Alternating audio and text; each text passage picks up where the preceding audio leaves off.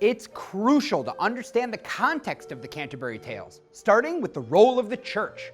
In Chaucer's day, the Roman Catholic Church was the sole Christian authority in Europe, and corruption was widespread. Many were calling for reform.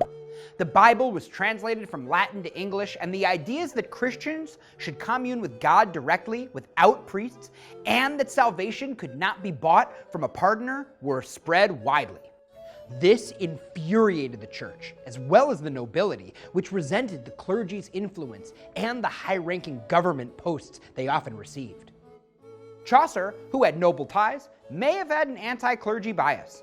Now, many made pilgrimages to sacred sites, including Canterbury Cathedral, where Thomas Becket, the sainted Archbishop of Canterbury, was murdered, and whose relics were believed to have miraculous properties. Changes in social structure informed the Canterbury Tales. The three traditional social classes, or estates, clergy, nobles, and peasants, were still an important part of the social structure of the late Middle Ages. But there was an emerging middle class that offered upward mobility, composed of tradespeople and merchants, which did not easily fit into traditional three-state society. In addition, the Black Plague reduced the population of Europe by about 2/3, creating a labor shortage that resulted in higher wages for skilled workers. Women were important to the context of the Canterbury Tales. Church teachings had a powerful influence on attitudes toward women in the Middle Ages. The Virgin Mary was the image of female perfection, and Eve, who tempted Adam to eat the fruit forbidden in the Garden of Eden, brought sin into the world. Men were expected to control their wives. Wives were also expected to temper their husbands' impulses, exerting influence, if not power.